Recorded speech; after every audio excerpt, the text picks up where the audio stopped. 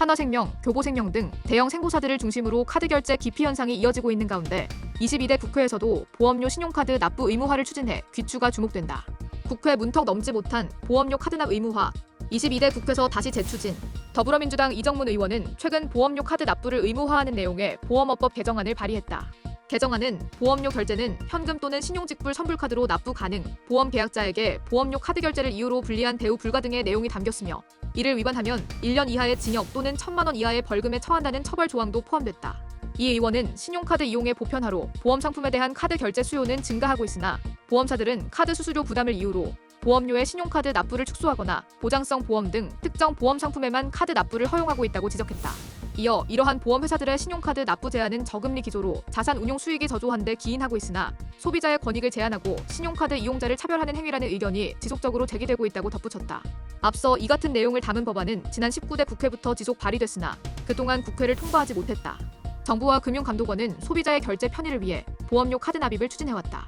지난 2018년에는 보험협회 홈페이지를 통해 보험료의 카드 수납 실적 등 카드 결제 공시 의무화를 시행했지만 현재까지 자동차 보험료 외에 생손보 상품 대부분은 신용카드 자동 결제가 되지 않고 있다.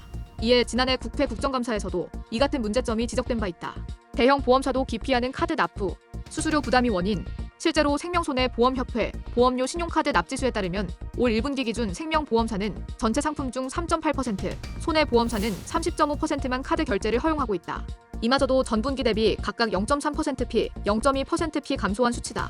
특히 생보사 빅3 중 하나생명과 교보생명은 신용카드 납 건수가 전혀 없이 결제를 아예 거절하고 있다. 삼성생명의 경우에는 순수 보장성 상품만 삼성카드로만 납부가 가능한데 이마저도 신용카드 납 지수는 0.3% 수준에 불과했다. 이외에도 매트라이프 생명, IBK 연금보험, 교보라이프 플래닛 생명 등이 신용카드 납 건수가 없었으며 다수의 생보사 신용카드 납 지수 역시 한 자릿수에 그쳤다. 전체 생보사 중 카드 납 비율이 10%를 넘긴 곳은 라이나생명, AIA생명, 동양생명, 하나생명 등 4곳뿐이었다. 보험사들의 카드 결제 기피 현상 원인으로는 수수료 부담이 꼽힌다. 현재 보험사들은 대형 가맹점 수준의 카드 수수료율인 1.8, 2.2%를 적용받고 있어 수수료 부담이 불어나 손해가 커진다. 보험업계는 수수료 부담이 가중되면 보험사의 사업비가 인상되며 궁극적으로는 소비자의 보험료 인상으로 이어질 수 있다고 말하고 있다. 결국 카드 수수료가 1%대까지 떨어져야 보험료 카드 결제를 수용할 수 있다는 입장이다. 반면 카드사들은 보험사와 같은 대형 가맹점의 경우 현행 신용카드 수수료 체계 하에서 보험사에게만 다른 수수료율을 적용하는 것은 형평성에 맞지 않는다고 맞서고 있다. 이 같은 상황에서 다시 도마 위로 오른 보험료 신용카드 납부 의무화 법안 통과 여부는 22대 국회에서도 다시 한번 쟁점이 될 전망이다. 한 보험업계 관계자는 보통 은행이나 증권사에 저축할 때 카드로 결제하지는 않는다.